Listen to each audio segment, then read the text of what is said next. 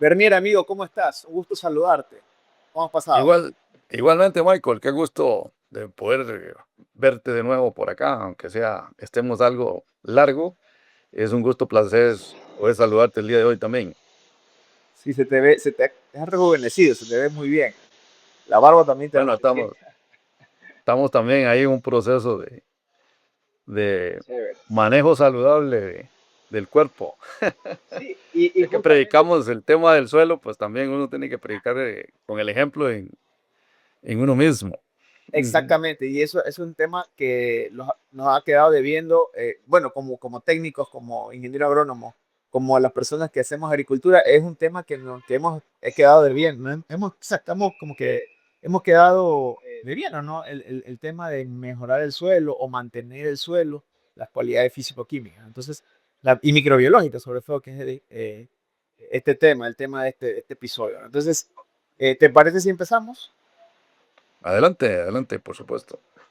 Vámonos. El sector agropecuario hoy en día tiene grandes desafíos de sustentabilidad y sostenibilidad. Bienvenidos a AgroEvidence by Mickey Lab. Soy Michael Sea, pero en el agro me conocen como Mickey. He recorrido el campo como productor, desarrollador de soluciones agrícolas, conferencista, líder comercial y estratega agrícola. Hoy pongo toda esa experiencia al servicio de un nuevo propósito: comunicar lo que realmente funciona en el campo para ser eficientes mientras cuidamos la biodiversidad y el medio ambiente.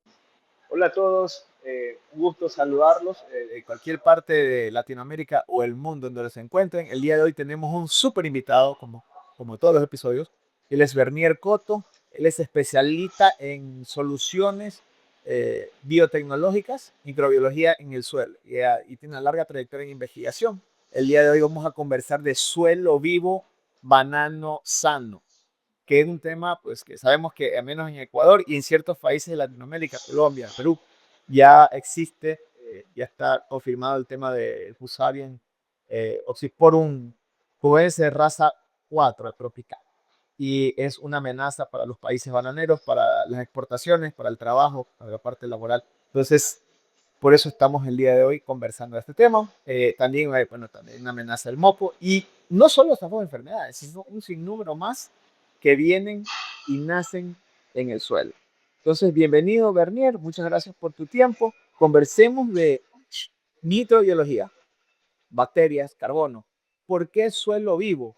¿De dónde sale ese concepto? Sí, muchas gracias, Michael. Efectivamente, bueno, realmente la dinámica y las diferentes interacciones que se dan en el suelo entre entes vivos y no vivos es sumamente grande.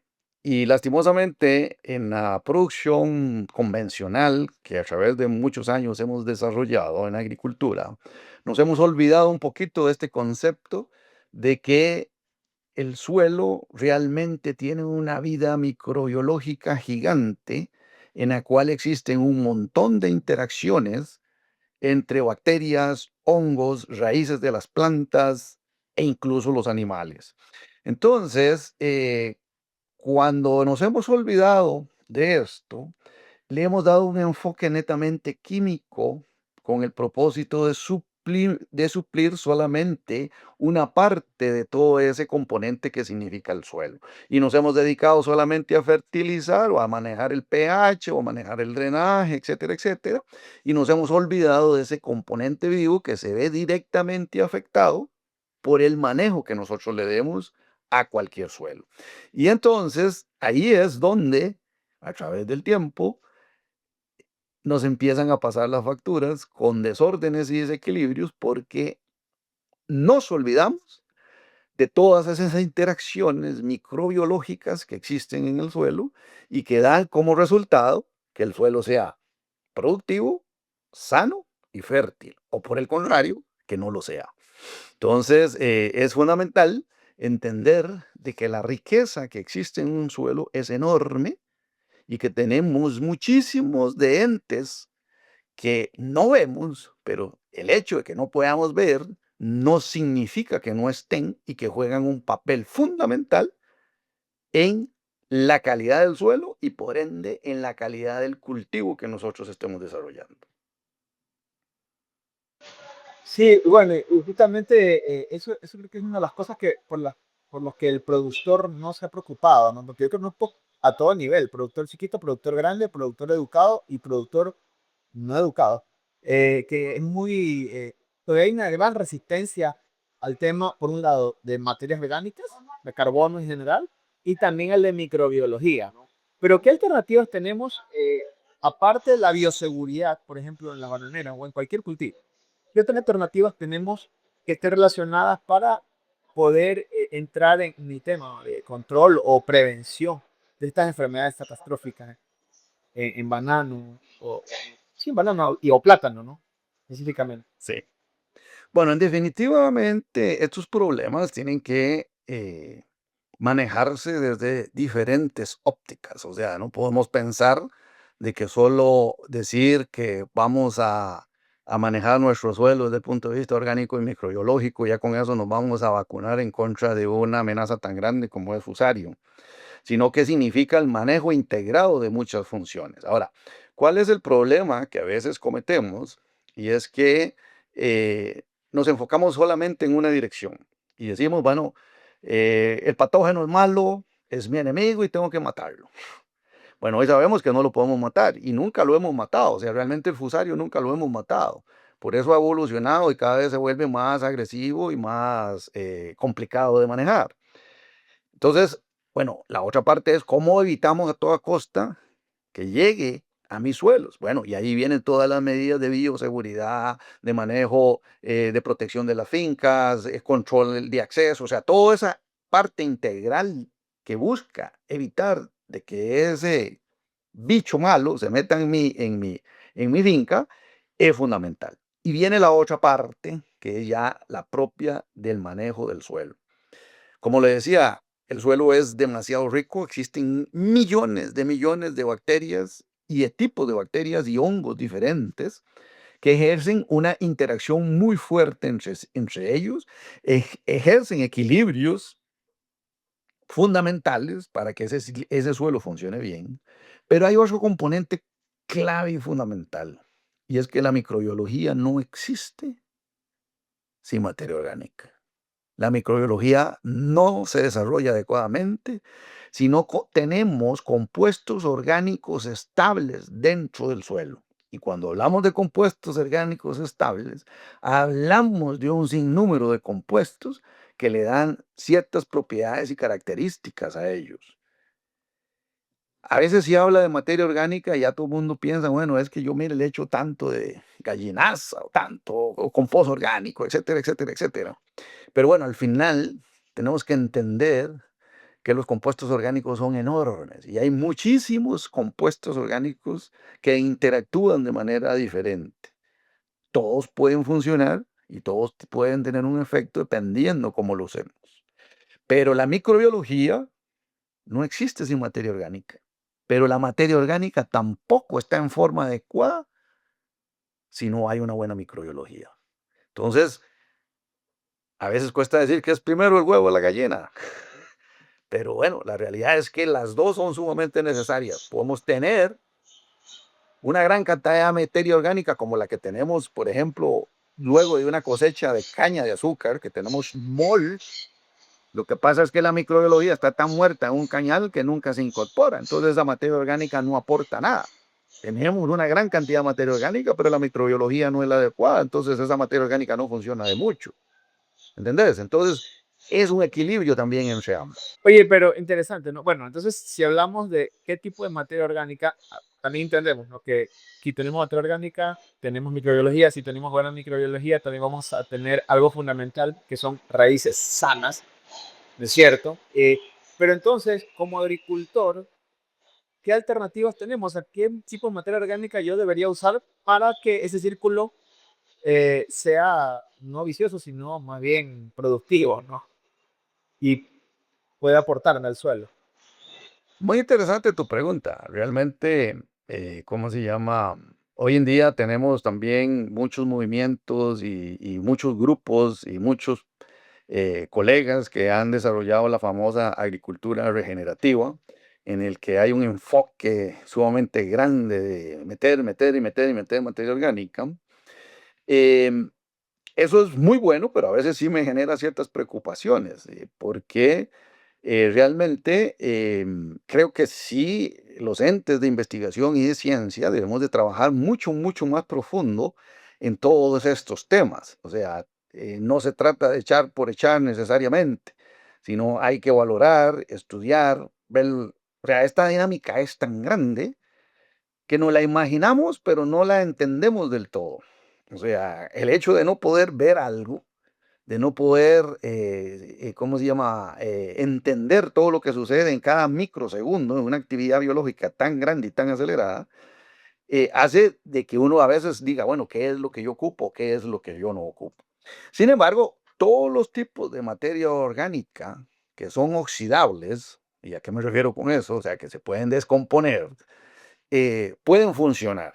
Todo depende del manejo y de la forma. Sin embargo, para hablar de materia orgánica en general, tenemos que entender o hacer separaciones en ciertos grupos. O sea, hay materia orgánica que se oxida, o sea, que se puede descomponer, que puede procesarse, y hay materia orgánica que no. Y usted me dice, ¿cómo es eso? Sí, cuando yo hablo de materia orgánica que no, estamos hablando, por ejemplo, los compuestos derivados del petróleo, es materia orgánica, son cadenas de carbón. El plástico, el hule, etcétera, etcétera, etcétera. Hay un montón de compuestos orgánicos que más bien son basura en nuestro suelo. O sea, y es materia orgánica, que a veces nos podemos confundir en qué es la materia orgánica, ¿ok? Estos prácticamente tenemos que buscar maneras más bien de evitarlos y de ver cómo los separamos y ver cómo se usen técnicas para la descomposición y la descontaminación, si es que las tenemos, ¿ok? Pero pues tenemos un conjunto de materia orgánica que está viva y que no está viva. Y ahí es donde entra la diferencia. ¿Por qué? Porque las bacterias, los hongos, las raíces, los, los animales que viven en el suelo son materia orgánica y están vivos, ¿verdad? Están vivos. Y después está la otra materia orgánica que es la que ya ha muerto y empieza ese proceso de descomposición y de humificación o mineralización, que son los conceptos que se utilizan, pero me entendés, o sea, y ahí va separando, o sea, la materia orgánica es viva, un porcentaje, y nos referimos a la gran masa de hongos, bacterias, de las raíces de las plantas que existen, están vivas y son materia orgánica. Y después está ese conjunto de materia orgánica que muere y empieza ese proceso de degradación de esa materia orgánica. Yo siempre le digo a la gente, ¿cuánto dura una bacteria? ¿Cuánto dura un hongo? Una actividad muy dinámica. O sea, ¿cuánto dura una bacteria? Posiblemente es muy difícil de determinar por su desarrollo y multiplicación molecular, perdón, celular. Pero puede durar 2, 3, 4 días, que se muere rápidamente. Es una actividad muy acelerada. Entonces, cuando ella se muere, ella se comporta como una materia no orgánica no viva. Y esa materia orgánica no viva empieza en un proceso de transformación. ¿Quién lo hace? La misma microbiología que está viva y en cierta medida las raíces de las plantas también inciden aprovechando o utilizando ese proceso de descomposición, sea para tomar ciertos nutrientes o bien para favorecer formaciones de colonias mutualistas que le dan un beneficio a ellos. Y ahí empiezan todos, ahora sí, todo el proceso de composición y degradación de la materia orgánica, que dependiendo de su origen, va a formar ciertos tipos de compuestos u otros tipos de compuestos orgánicos intermedios. Entonces el proceso continúa. Y tenemos un gran grupo de toda la materia orgánica que está en proceso de transformación, donde ahí vamos a encontrar todos los grupos orgánicos que te puedas imaginar. Ésteres, grasas, ligninas, fenoles, todas las materias orgánicas, proteínas, aminoácidos, alcaloides, purinas, ácidos nucleicos, aceites esenciales, clorofilas, etcétera. O sea, todos los compuestos orgánicos que puedas imaginarte que existen, puedes encontrarlos en ese proceso de degradación. Repito, dependiendo de la materia orgánica que esté degradando. O sea, no es lo mismo las células que se están degradando de una bacteria a, por ejemplo, el tronco de un árbol que cayó muerto en el suelo y empezó en proceso de degradación. ¿Okay? Entonces, esa actividad dinámica que se da en el suelo a través del tiempo puede lograr transformar esas sustancias esas sustancias orgánicas en otros compuestos ya un poco más estables, que son los que empiezan a interactuar de manera más estrecha con las arcillas del suelo y a formar el suelo, porque realmente el suelo se formó en esta historia, o sea, el suelo tuvo una formación a través de millones de años, donde recirculó materia orgánica durante mucho tiempo y permitió que esos grupos más estables de materia orgánica se adhieran a las arcillas y formen el suelo realmente. Y ahí es donde entramos a hablar entonces de las famosas sustancias húmicas, que son compuestos muy estables, que ya le dan características específicas al suelo y que hacen que el suelo realmente se forme como tal. Ahora, ¿cuál de todas es la que ocupamos? En realidad todas, porque en el suelo existen esa capacidad grande de muchas interacciones. Pero el problema que tenemos en los suelos de nuestros cultivos, que han sido explotados durante muchos años por la actividad intensiva agrícola, es que ese componente de reserva, que yo llamo el banco de reserva de sustancias estables, se ha degradado excesivamente. Y entonces es donde encontramos ese gran número de desequilibrios. ¿Por qué? Porque reponer esas sustancias no es tan fácil. No es decir, voy a echar 10 o 20 o 30 o 40 toneladas por hectárea de compost o de cualquier otra materia orgánica, porque ese gran componente, el 95-96% va a corresponder a todas las otras sustancias orgánicas en su proceso de descomposición. Y en el cabo del corto tiempo se van a perder, se van a degradar, lo va a aprovechar la microbiología, la van a echar la planta, etcétera, etcétera, pero el banco de reserva que se logra sobre eso es infinito. Y esa es la diferencia de cuando vos realmente podés buscar formas de carbón orgánico que sean estables y que lleguen a formar estructura de suelo versus todo el gran número de materias orgánicas que podamos tener. Como te digo, todas funcionan y todas hacen un buen aporte. Sin embargo, el problema que tenemos en la mayoría de los suelos es que ya ese banco de reserva de las sustancias estructurales se ha perdido. Y eso no es tan fácil de reponer. Entonces, o sea, conversando, bueno, entrando un poquito más en el tema, yo puedo tener 1 o 2% de materia orgánica. Pongámosle, es normal encontrar en suelos ecuatorianos 0.9, 1%, 1.5%, 2% de materia orgánica. Yo estoy aplicando microbiología, entendería que no me sirve de mucho. Ya, ok, hasta ahí vamos avanzando. Ahora, algo importante. Yo he visto que, por ejemplo, para aumentar las cantidades de materia orgánica utilizan, por ejemplo, pollinasa, utilizan, bueno, compost, humus lombriz, un sinnúmero. También el raquis del banano, a veces lo cortan y lo ponen en la corona del banano, ¿no?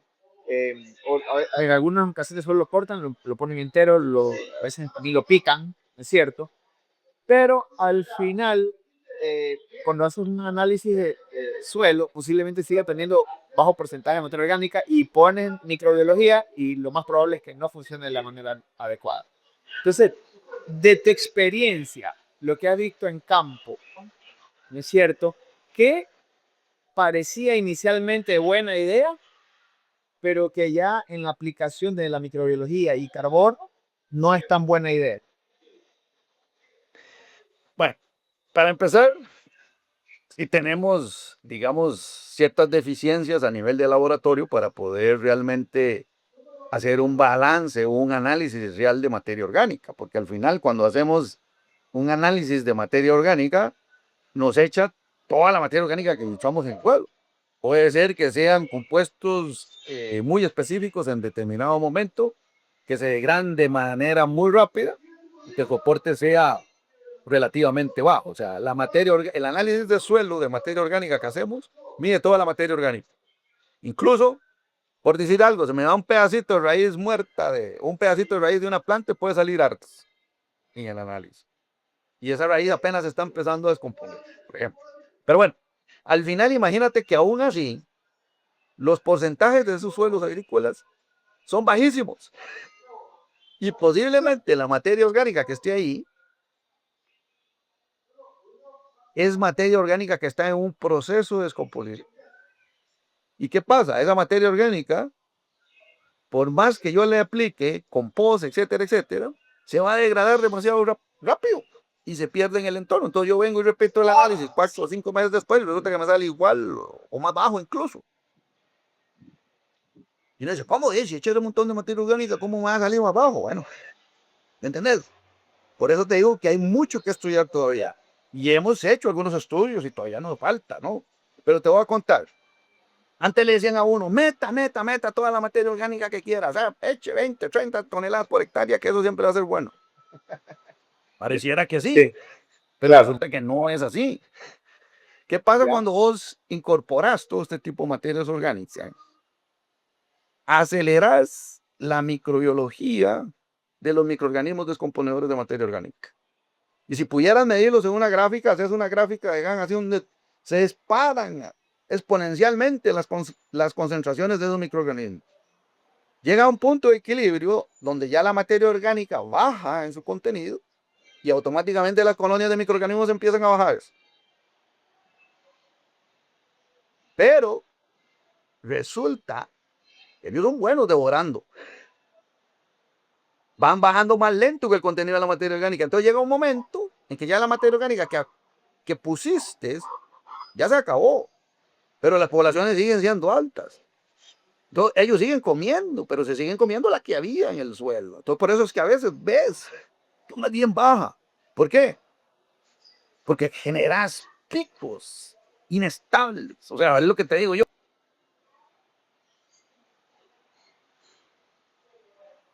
Bacteria orgánica, de manera descontrolada, incido directamente en la población de microorganismos. ¿Puedo equilibrar o puedo desequilibrar también? Bernier, perdón, te interrumpo. O sea, me estás diciendo que puede ser contraproducente utilizar materias orgánicas. Bueno, si no se maneja adecuadamente puede ser peligroso. Entonces, y depende de la Sí, materia orgánica. O sea, si tú, claro. vamos a ver, es diferente si vos, por ejemplo, usas la famosa sustancia súmica. Hablemos de una leonardita, de una humalita. Su comportamiento es diferente. ¿Por qué? Porque son sustancias sumamente estables que más que estimular la microbiología le van a producir una especie de hábitat adecuado a la microbiología. Por ejemplo, cuando vos usas un biochar, por ejemplo, vos no estás metiendo materia orgánica tan viva, tan apetitosa para hacer comida y degradada. Si vos pones un compost muy bien elaborado, ya empieza a cambiar. Pero un compost bien elaborado, con buen tiempo, lleva un poco más de sustancias un poco más estables. Pero si vos metes algo muy fresco, lo que sucede es que puede generar picos. Pero entonces lo que te digo es no solo cuánto meter, sino cómo lo voy a meter. O sea, si vos analizas esa curva de microbiología que te estoy diciendo, ¿qué es mejor? ¿Meter un montón de un solo momento o mejor poner cantidades adecuadas de manera tal que esas curvas microbiológicas se den, pero menos pronunciadas? Entonces, aplicar poquito y seguido.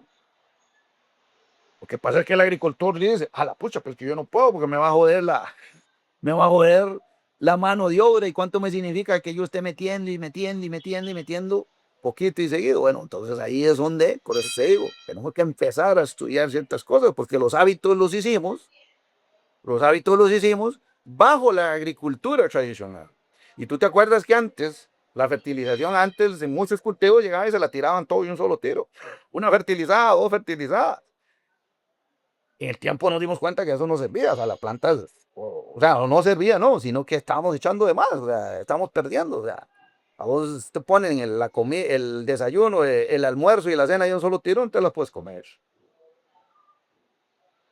Bueno, y en Claro. los cultivos hemos estudiado cómo el fraccionamiento de la fertilización va ayudando a que ese fertilizante sea más eficiente, etcétera, etcétera, etcétera, etcétera. Bueno, resulta que la materia orgánica también, dependiendo de la forma y del compuesto orgánico que estés utilizando, posiblemente tengas que hacerlo así, a no ser de que uses sustancias ya muy estables. Repito, como ya los productos que ya vienen con sustancias húmicas que son sólidos, insolubles, porque también cambia, o sea, en nuestro mercado también venden muchas sustancias húmicas líquidas o ácidos fúlvicos que funcionan, sí, pero al ser 100% solubles, también tienen un efecto muy de choque, pero se pierden rápidamente en el tiempo. Rápidamente.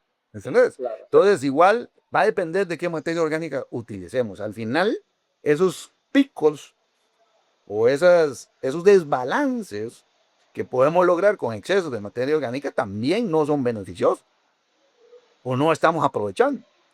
En nuestros suelos, ustedes lo ven, ustedes vienen en nuestros suelos tropicales, que hay un alta porcentaje de humedad, etcétera, etcétera. Muy diferente aquí donde estoy yo ahora en Canadá, que ya viene el frío y aquí todo entra en un estado de latencia porque todo queda congelado. En nuestros bananales en Latinoamérica, o yo que vengo de Costa Rica, la actividad es muy grande. Entonces echas un montón de compost y y no ves absolutamente nada. O sea, visualmente ni se ve. Dice, ¿dónde está lo que apliqué? Bueno, imagínate todo lo que pasa ahí desde el punto de vista microbiológico en esa actividad. Entiendo. Entonces, bueno, para ir aterrizando un poquito, entonces la idea sería utilizar tipos de carbono estructural. Hay que entender y también si vamos a utilizar tipos de materias orgánicas, o decir, lábiles, crudas, eh, tratar de aplicarlas no en grandes proporciones de golpe, sino más bien re- eh, frecuentemente y en bajas proporciones, ¿no? Ya. Supongamos que y también en eso también me imagino que entra el compost, también entra el humus de lombriz, el bokashi, los bioles, ¿no? Ahora, supongamos que resolvemos el tema del manejo de materias orgánicas y de carbono al suelo. Aplicamos carbono estructural, aplicamos alguna fuente, puede ser humalita, puede ser biochar, en mezcla con algún otro tipo de compost, qué sé yo. Ya resolvimos parcialmente el tema materia orgánica. Ok, ya tenemos un programa de aplicaciones de materia orgánica. Para el banano, para prevenir este tipo de enfermedades catastróficas, yo le digo de enfermedades catastróficas al moco y al pusario, ¿qué tipos de bacterias podemos hacer aplicaciones con ácidos húmicos para que nos ayuden, bueno, tal vez no a erradicar ni prevenir al 100%, pero sí de una u otra forma darle un poquito de tolerancia eh, al golpe de esa enfermedad, de esas enfermedades que están complicando el sector bananero del país y del país latinoamericano? Bueno, sí, sí es muy importante esta ecuación que vos estás diciendo y eso es bien importante porque a veces se comete el error. Existen productos o controladores biológicos realmente muy eficientes.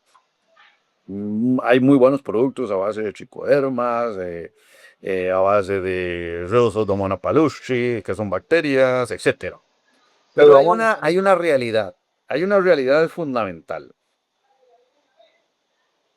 Si nosotros no trabajamos el contenido de materia orgánica del suelo, esos microorganismos los estoy botando. O sea, su capacidad de poder sobrevivir en un ecosistema que por sí no es su ecosistema, que lo estoy trayendo de afuera, y no le estoy dando herramientas para que sobreviva, eso es como digo yo popularmente, es echarle perfume a un cerdo.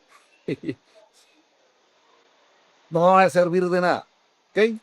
Entonces la ecuación es, trabajemos primero el contenido del suelo, tal como lo mencionas, el contenido de carbono orgánico del suelo de manera estructural, o sea, trabajando fuentes estables como las sustancias húmicas originarias de leonardita, humalita, el biochar y los compost bien elaborados. Es bien importante que aprendamos realmente a saber preparar cuáles son las sustancias orgánicas que vamos a incorporar. Porque si no se manejan adecuadamente, vienen con una gran cantidad de microbiología no deseada. Y digo no deseada, ¿por qué? Porque vienen desequilibrados microbiológicamente si no se manejan adecuadamente. Y entonces, en vez de arreglar el suelo, más bien meto otro problema, que eso también es bastante común cuando trabajamos materia orgánica. Ahora sí, como dices vos, nos hemos centrado y eso no se puede descuidar, porque o sea, el tema de la materia orgánica no es porque ya yo eché un año y ya. No, no. Es un programa de manejo permanente. Y de ahí ya yo sí puedo considerar ciertos microorganismos que se conocen que parasitan muy efectivamente las cepas de Fusarium en general. Y ahí podemos encontrar muchas cepas de Trichoderma arcianum, de Trichoderma asperellum, que mediante mecanismos diferentes ejercen un muy buen control biológico sobre Fusarium. Y así un conjunto de otras bacterias descomponedoras de materia orgánica que muchas veces no necesariamente parasitan. Porque hay que entender el tema del control biológico, no necesariamente es que yo mato o consumo al patógeno, sino que genero competencia metabólica, genero equilibrios que permitan de que ese bicho malo no se me salga de control.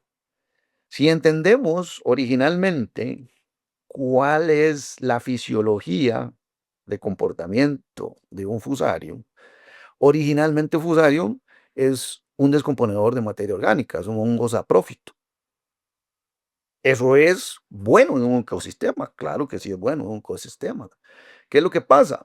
Que le dimos condiciones para que él, que es muy adaptable, se diera cuenta que cuando yo no tengo los contenidos de materia orgánica adecuados en mi suelo, puedo parasitar las plantas y me gustó.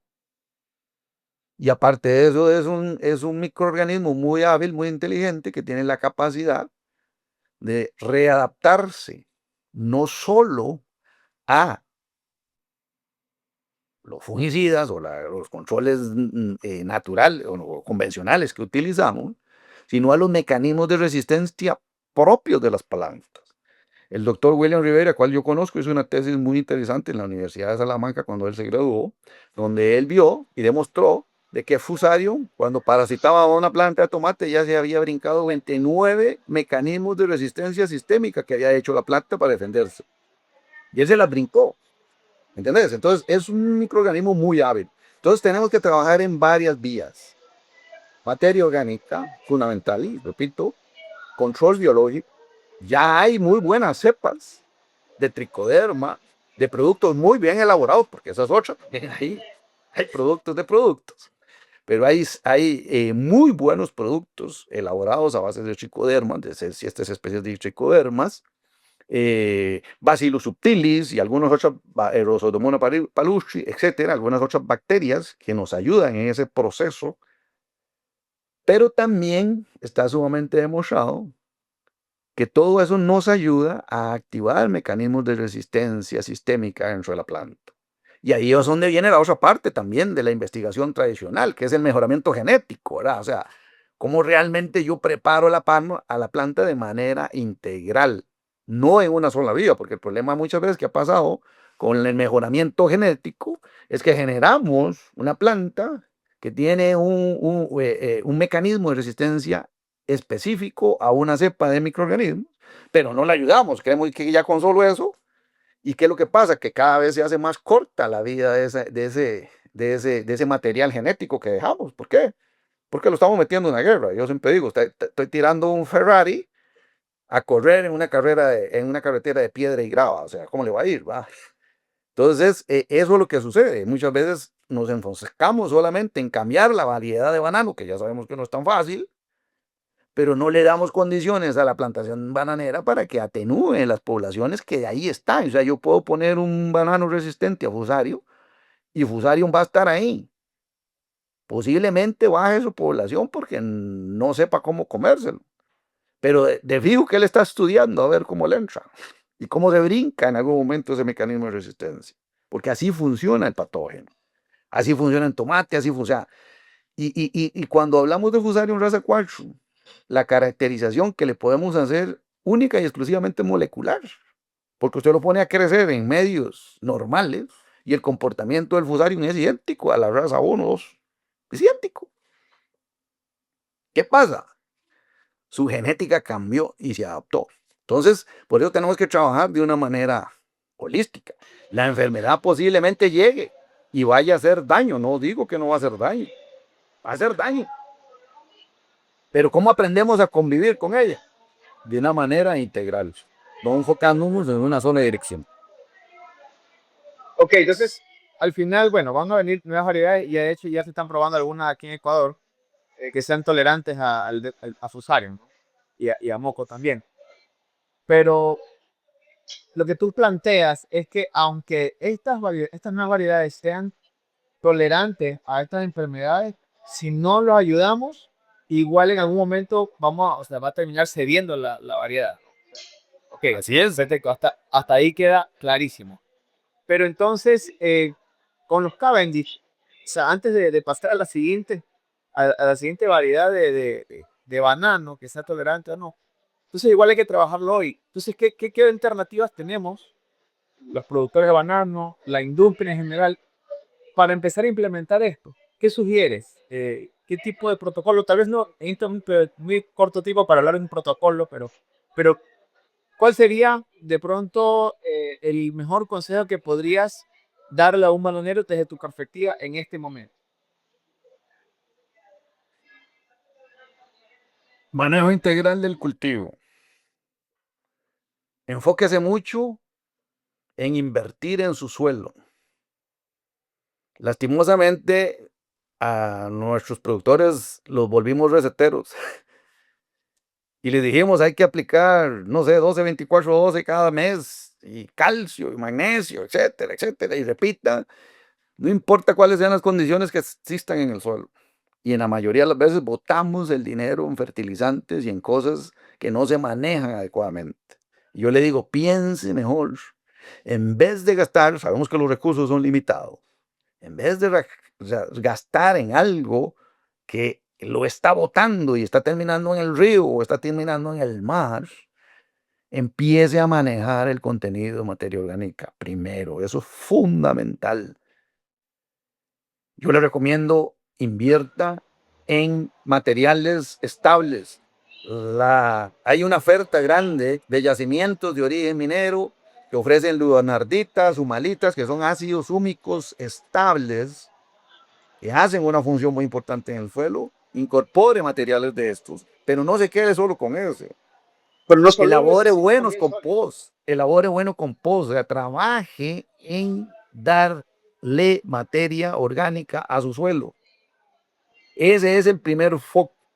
No digo que no fertilice, pero balance, concéntrese en saber de que el suelo se forma de manera saludable y equilibrada, y ese fue el origen que tuvo el suelo, es a través de la materia orgánica.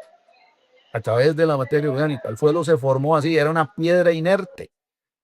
Y cuando aparecieron los primeros seres vivos, que fueron bacterias, y hoy se sabe eso, las cianobacterias específicamente, empezaron a crecer y multiplicarse y en capitas muy pequeñas. Esas sustancias se fueron adheriendo a las rocas y a través de millones, de millones, de millones, de millones de años formaron el suelo. Y hemos de entender eso. El suelo se formó en millones y millones y millones de años. Lastimosamente, desde el punto de vista financiero y desde el punto de vista de cultivos, queremos ver que esos males se reviertan en un ciclo fiscal, o en 6 meses, o en 8 meses, y lastimosamente, muchas veces no se va a ver así.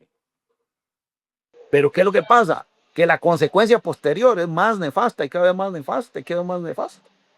Precisamente por tener una mente cortoplacista y querer decir, no, yo porque un ácido húmico hoy y puse materia orgánica y quiero que la producción me crezca 3 veces. claro. Sin Sí, oye, entender de que ese suelo fértil que usted tiene tardó millones de años y que usted se lo comió posiblemente en unos cuantos años. Eso es lo Correcto, jodido. esto es lo que te iba a decir. Es interesante la visión. Realmente un suelo que te toma millones de años en construirse, en procesarse, en salir con las cualidades, ¿no? Se pueda degradar en 30, 40 años y queremos resolverlo en un año, 2 años, 3 años. Exacto. Es interesante esa visión. Y algo importante también, y eso sí, creería que es una crítica para, en general, la mayoría de los productores. Y me intuye porque también cuando producía maíz también, de hortalizas, de la misma forma no tomaban cuenta. No, A veces nos enfocamos más en la finanza, en la parte financiera, que en la parte económica. Queremos productividad, productividad, productividad, y en busca de esa productividad gastamos de más insumos, fertilización, productos que realmente no nos aportan o no nos contribuyen al máximo de producción que tiene nuestro cultivo, ¿no? O sea, ya hablando de economía de la producción, por decirlo así. Sí, es interesante eso, ¿no? Lo que Ya, al final, al final en el tiempo vamos subiendo más problemas, más problemas y más problemas. Y al final nos hacen que nuestro cultivo sea más costoso. correcto. Manejándolo, es como cuando tú tienes una enfermedad y ya caes en el hospital y que tratamiento aquí, tratamiento allá, y la pudiste haber prevenido, no sé, comiendo sano, haciendo ejercicio, etcétera. O sea, ya, como dice, ¿ya para qué? La salud preventiva de uno también es complicada, igual maneja. O sea, si tú tienes una vida joven, haciendo ejercicio, comer sano, te cuidas en todo sentido, posiblemente, no te lo garantiza, pero posiblemente vas a tener una larga vida sana. Pero la mayoría de las enfermedades que tenemos hoy en día están asociadas precisamente a todos los desequilibrios que tuvimos en el pasado y que no los analizamos. Bueno, igual sucede, o sea, nosotros, el problema es cuando ya se nos vino el fusario encima, o sea, ya yo tengo el cáncer o tengo la diabetes, y yo, ¿cómo me la quito encima? Correcto, ¿Eh? claro. ¿Se puede? Sí, sí se puede, pero ya la tenés encima, o sea. Es mejor si Claro. yo empiezo a prepararme desde antes. Y yo empiezo a trabajar mi Claro. suelo desde antes, no cuando ya yo tenga fusarium en mi cultivo. Y es Oye, una seguro pregunta. que cuando ¿Qué? llegue, mi afectación va a ser diferente ahora que ya he preparado mis suelos a cuando no lo hice. Ya, entonces mira, interesante. Tenemos que trabajar en temas de materia orgánica primero, antes que todo. Empezar a meter buenas fuentes para mejorar nuestro contenido, ¿no? Y no es de la noche a la mañana. También un tema de manejar el balance nutricional fundamental, porque los excesos también traen problemas, ¿no es cierto? En ese balance nutricional, ¿qué crees que la estimulación o la bioestimulación también tiene un papel importante? Sí, por supuesto, por supuesto. O sea, hoy conocemos una serie de compuestos o productos que generan en momentos específicos una bioestimulación dentro de la planta. Y en la microbiología, es curioso también. Por ejemplo, hablo de aminoácidos, extractos de alga, que ácidos fúlbicos, que ácidos húmicos líquidos, etcétera. Hay un mix muy grande que producen un efecto muy importante en un momento específico de estimulación en la planta que favorece varias vías. Uno, la activación de lo que hoy se conoce como el priming energético, es decir, cómo preparo yo una planta energéticamente más fuerte para que se prepare al ataque de cualquier cosa. Y dos, también estimula microbiología, estimula desarrollo radical. O sea, sabemos que las raíces, todos los órganos de la planta son importantísimos, pero la raíz es clave. Hoy día sabemos que la raíz es clave no solo en el tema de comida, como se pensaba tradicionalmente, sino todo el control fisiológico de una planta es controlado en su sistema radical. Es decir, las raíces son el cerebro de la planta.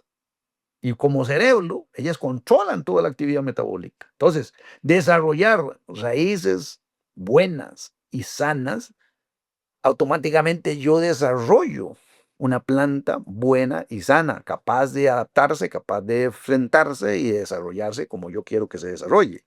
Entonces, la bioestimulación es un priming. Ahora, vuelvo y repito, hay que estudiar y entender cómo funciona esa bioestimulación. No es porque yo vengo y hago una gran aplicación igual en un momento determinado, ya con eso ya estoy protegido para siempre. No, hay que empezar a entender también cómo se manejan, en qué momento debo yo aplicar esa bioestimulación y el tipo de bioestimulante que estoy usando, y no se trata de echar por solo echar. Pero sí, por supuesto, todo ese manejo integrado contribuye a una planta mejor preparada para el ataque patogénico. Ahora Y por bien, ejemplo, y eso es muy importante, en co- ahí hay una aclaración sí, adicional, perdona. no, tranquilo, avanza nomás, dale. Hoy en día ha habido en la agricultura regenerativa un impulso muy fuerte en decir que los cultivos deben parecerse a las montañas y que en las montañas no se fertilizan, etcétera, etcétera, etcétera, y cual estoy de acuerdo. Sin embargo, no tenemos que ser así tan extremistas. Si bien es cierto, debemos de copiar gran cantidad de cosas que existen en las montañas, porque es la naturaleza, es la forma natural donde las plantas crecen de manera sana y existe ese equilibrio que todos hemos hablado. La realidad es que nosotros no tenemos una montaña en nuestras plantaciones. Nuestro ecosistema ya es diferente. Y lo más jodido es que necesitamos que produzca mucho más que lo que hubiese podido producir en una montaña natural. Y te hago la analogía. Vos podés ser muy buen deportista y salir todas las mañanas a caminar y ser bien atlético, comer bien, etcétera. Pero eso no te hace un competidor de alta resistencia. Si vos querés ir a los Juegos Olímpicos, o si querés ser un jugador estrella de la NBA, o si querés ser un jugador de fútbol, lo que sea, eso que haces no basta. Tenés que someterte a un extremo peor. Que nutricionista, ejercicio intenso, bravo, que sufra. O sea, la preparación es muy diferente. Y nuestros cultivos no son la montaña. O sea, nosotros estamos haciendo de que metemos una genética que sea altamente productiva y necesitamos que produzca lo más que pueda. ¿Por qué? Porque si no, no da. Entonces, no podemos decir que es idénticamente igual a la montaña. Yo tengo un cultivo que tiene que ser de alto rendimiento, pero tengo que manejar un montón de cosas. Entonces, claro, posiblemente el deportista necesite suplementos, necesite una dieta especial, ¿eh? Necesita triplicar el ejercicio que el convencional.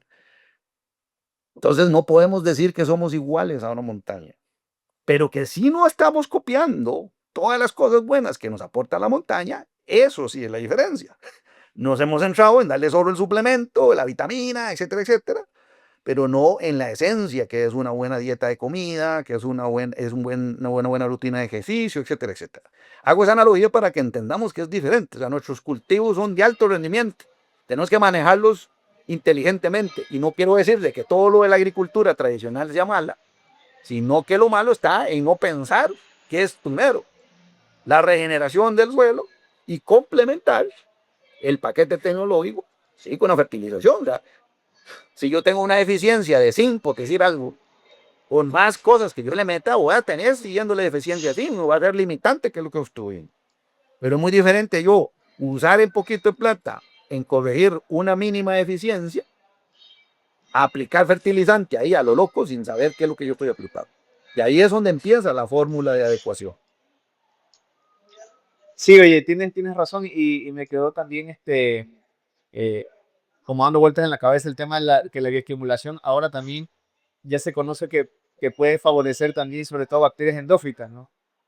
Eh, y sabes que cuesta creer que los productores todavía tengan tal vez esa, no sé, tal vez esa resistencia a utilizar materia orgánica en el suelo, bioestimulación como alga, óxidos húmicos, aminoácidos, pero utilizan nematicidas, ¿ya? O sea, ¿creemos en las nematicidas? Obviamente no estoy hablando, o sea, estoy hablando en general, ¿no? O sea, creemos en las nematicidas y funcionan, no es que no funcionan, pero no creemos en algo que nos beneficie también a la planta y a nuestro suelo.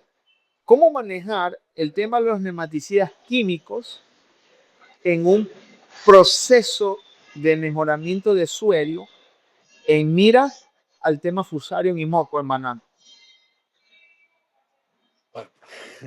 Sí, es bien importante y controvertido a la vez. O sea, Estoy vamos a ver, emocionado. y es lo que te digo yo.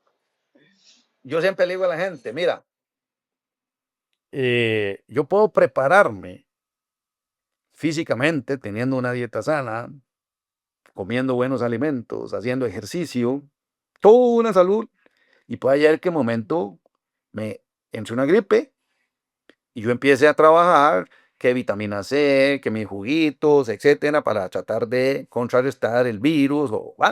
Pero llega un momento en que se me mete la infección. Y se me mete la infección,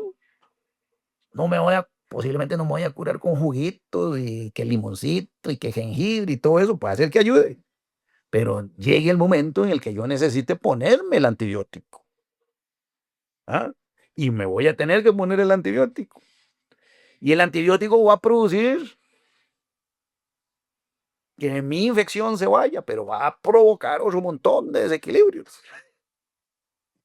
¿Y qué es lo que pasa? En lo tradicional hacemos eso. Me meto el antibiótico y se me olvidó, se me quitó la gripe y se me quitó la infección y no trabajé los otros desequilibrios que produce el antibiótico. Es lo mismo con la aplicación de nematicidas. O sea, si tenías una población disparada de nematodos, no lo vas a controlar con nematicidas orgánicos. No lo vas a controlar con manejo. O sea, tenés que usarlo en algún momento específico. Y ¿Cómo con los contrarresto realizadores eso? tampoco. Exacto. Con el ¿Cómo realizador se usa muchas veces contrarresto un esto? realizador. Bueno, hago la aplicación y estudio, bueno, ¿qué me mató el nematicida? Me generó un desequilibrio, tengo que aplicar materia orgánica, tengo que aplicar microorganismos, tengo que bioestimulantes para generar el desarrollo de la raíz, etcétera, etcétera, etcétera. Entonces, ¿qué es lo que pasa? O sea, los nematicidas son altamente tóxicos, todos estos existen. Y así como matan el nematado, mandan muchas cosas. Porque es la verdad. Entonces, ¿cómo contrarresto yo eso? Lastimosamente, por ejemplo, a veces se han cometido errores de decir yo voy a controlar nematodos con microorganismos, por ejemplo. Existen bacterias que son nematicidas y muy eficientes, pero no son endófitas. ¿Y qué pasa cuando yo tengo, por ejemplo, ¿cómo se llama? El nemato ya metido entre las raíces. La bacteria puede ser maravillosa, pero nunca va a tener contacto con el nemato, por eso no va a hacer el efecto. Entonces, ¿cómo vas a pretender vos que un nematicida que tiene una bacteria que no es endófita vaya y persiga a un... Ya es del concepto, está equivocado.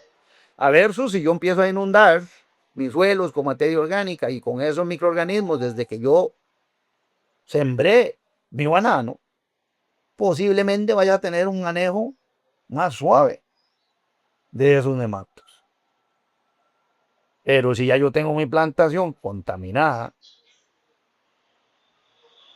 y ya los nematos están metidos en mis raíces, por lo menos hasta ahorita no conozco ninguno, puede ser que venga, pero hasta ahorita no conozco ninguno que tenga esa capacidad endófita. Tenemos otros microorganismos endófitos, pero no para control de nematos. ¿Entendés? Correcto. Entonces, bueno, y lastimosamente también existe un asocio a que este tipo de plagas generan heridas en el sistema radical y al generar heridas en el sistema radical favorece la entrada de fusario y otros patógenos. Pero bueno, sí existen, porque sí hay microorganismos que tienen capacidad de ser endófita y sistémica, de entrar a la planta y ir a perseguir a Fusarium, por ejemplo. Eso sí existe. Pero en el nemato, por lo menos ahorita que recuerde, no me acuerdo ninguno. Pero ¿me entendés? O sea, al final no digo, no tenés que dejar de usar. Claro. Es como el manejo de la rigatoca. Aplicamos y Sí, aplicamos y aplicamos todas las semanas. O sea, ya es imposible dejar. insostenible. Imposible dejar de Le puedo decir a un utilizar. agricultor que no aplique contra cigatoca, no puedo decirle eso. Sí le puedo decir, baje el programa y empiece a generar otros manejos. Trate de bajar el programa y genere otros manejos. Pero, o sea, cuando la infección está encima, hay que usar algún tratamiento antiinfección y buscar cómo Correcto. se regenera el efecto negativo que tenemos. Perfecto. Oye, bueno, como para ir avanzando en otros temas también, ¿qué sugieres tú que debe la academia empezar a trabajar en investigación, bueno, los científicos, ¿no? En temas de banano y que tengan a la vez impacto en la política pública, sobre todo para contener o para tal vez tratar de que no se propague el fusarium y el moco en nuestros países latinoamericanos. Es muy buena pregunta, pero a la vez es compleja y te voy a decir por qué. Lastimosamente, muchas de las estrategias que usamos desde el punto de vista de investigación nos involucran a nosotros los agrónomos con diferentes especialidades, pero al final hemos abandonado la interdisciplinaridad. ¿A qué me refiero con eso? De que las investigaciones necesitan que se involucren otra gran cantidad de científicos que tienen mayor conocimiento en ciertas áreas que la de nosotros los agrónomos. ¿Y a qué me refiero? En que el desarrollo de la ciencia no va a depender solamente de los agrónomos, que tenemos un montón de, digamos, conocimientos limitados, herramientas en otras industrias como es la microbiología, como es la biotecnología, como es la química en sí misma. Yo tenía un doctor que siempre hablaba, decía, es que los agrónomos se complica mucho cuando llevan, cuando llevan química en la universidad. Dice, a los agrónomos les cuesta muchísimo la química y resulta que muchas de sus funciones agronómicas están asociadas con la química. Y entonces, bueno, o sea, ¿me entendés? O sea, y entonces resulta que vos decís, bueno, resulta que yo soy agrónomo y saqué una especialidad en suelos, pero si y puedo hacer un PhD en suelos y no digo que la academia sea mala, pero yo no puedo decir que soy un especialista en microbiología y que no soy un especialista en biotecnología. No solo los laboratorios son diferentes, sino la investigación puede ser diferente. Entonces, acompañarse de expertos en otras áreas que vienen a enriquecer nuestros programas de agronomía deben de ser fundamentales. Y ahí es donde los entes de investigación, que son los que pueden hacer eso, deben de involucrar a las universidades con microbiólogos, con biotecnólogos, con químicos, etcétera, para que las investigaciones puedan tener un carácter más amplio y poder atacar una amenaza tan grande como la que tenemos, porque es una amenaza muy grande, ¿verdad? Entonces, por ejemplo, digamos, yo he tratado de cambiar mucho mi cassette y aprendí a cambiar mi cassette de agrónomo cuando he empezado a trabajar. Yo trabajé mucho tiempo con el programa de la Escuela de Biotecnología del Tecnológico de Costa Rica, donde son biotecnólogos. Usted dice, es que ellos no saben nada de agricultura, y tienen razón, no tienen nada de agricultura, pero saben un montón de microorganismos, de los comportamientos genéticos de las plantas, tienen unos laboratorios increíbles que nos pueden ayudar a entender. Y lastimosamente, no sé si estaré equivocado, pero he participado en varios congresos. Ya hace un tiempo de que me moví a Canadá, pues un par de años que me moví a Canadá, he dejado un poquito el tema de lado de banano, porque aquí la historia es otra, pero yo iba y las investigaciones seguían siendo las mismas, que trabajar el mejoramiento genético, que la fertilización, que o sea, un enfoque muy agronómico todavía. Y yo creo que ese cassette hay que cambiarlo, o sea, hay que hacer de que se involucren mucho más científicos de otra área que tienen muchas cosas que aportar para poder entender cómo podemos manejar de una mejor manera y no solo centrarnos en que bioseguridad, porque eso es lo que veo yo a veces en el tema, solo bioseguridad y ver si encontramos un material genéticamente resistente a fusario. Y eso es lo que he visto. Y mientras eso pase, de las plantaciones se las van a ir comiendo. Totalmente, ¿no? Eso creo que es una crítica para todos, de que seguimos viendo la agricultura como que, o sea, nuestro concepto de innovación creo que nos ha quedado muy corto. Ya, estoy usando satélites, soy innovador. Estoy usando drones, soy innovador.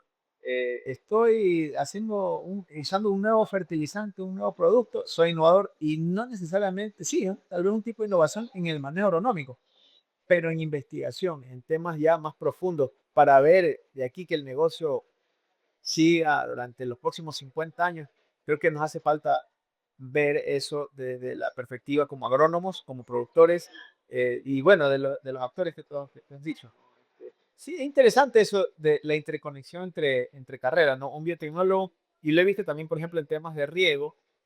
Por ejemplo, si el experto de riego no conoce de banano y ha trabajado toda su vida en cacao, por ejemplo, o en maíz, eh, mm, se complica la cosa, ¿no? En el momento de instalar un riego, ¿no? Entonces, es interesante, tal vez desde mi perspectiva, poner estos centros o estos hubs de conocimiento de diferentes carreras, ¿no? Donde puedan estar el tema de química, el tema de biotecnología, el tema de agronomía, fitopatología, y que las ideas fluyan, ¿no? Que puedan, sobre todo, poner pautas para ver qué tipo de investigaciones se hacen en temas de bananos. Es interesante lo que tú comentas ahí. Realmente Como las variables que son existen en infinitas. agricultura son infinitas. Y si estamos hoy en día entendiendo de que nuestro cultivo depende en gran medida de millones, de millones, de millones, de millones de microorganismos que ni tan siquiera podemos ver, solo vemos posiblemente manifestaciones, es lógico que nos quedamos del conocimiento hoy en pleno 2025, donde creemos de que ya todo lo hemos aprendido y que la robótica y que la inteligencia artificial y todo eso. Resulta que hay algo que es completamente desconocido aún, y es esa parte microbiológica que no vemos.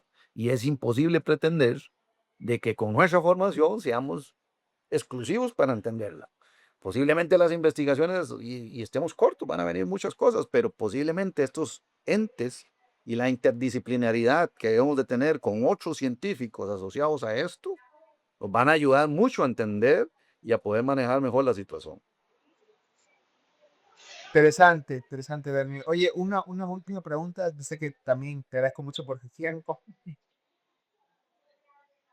¿Cuál crees tú que serían las tres cosas más importantes de esta conversación y que debería llevarse como misión o tal vez como recomendación un productor? ¿Qué le dirías a los productores bananeros, Ok, plataneros que va también afecta?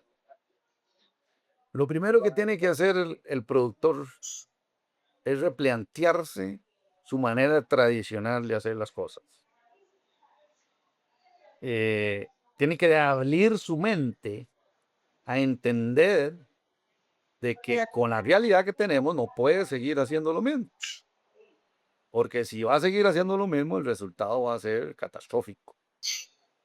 Y está en un momento en el cual puede prepararse, no para que la enfermedad no le llegue y no le afecte, sino para que la enfermedad lo afecte de la menor manera. ¿Cómo me preparo yo? Estudiar este principio, readecuar mi presupuesto. Yo sé que vivimos de presupuestos. Y si yo voy a gastar, no sé, 100 en fertilizante, puedo yo decir, bueno, será mejor que gaste 40 y los otros 60 los use en el mejoramiento del suelo y decir, voy a invertir en contenido de materia orgánica dentro de mi suelo, en manejo de prácticas adecuadas dentro de mi suelo. Oiga, y puede ser que en el corto plazo sacrifique cierto porcentaje de rendimiento, porque puede pasar. Decir, bueno, se me bajó la producción un 5 o un 7, porque a veces esos cálculos significan, pero eso es menos a la amenaza que yo voy a poder tener en el futuro.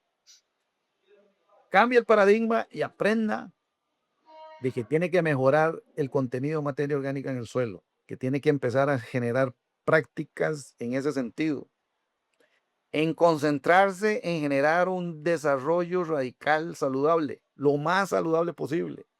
Concéntrese en esa parte.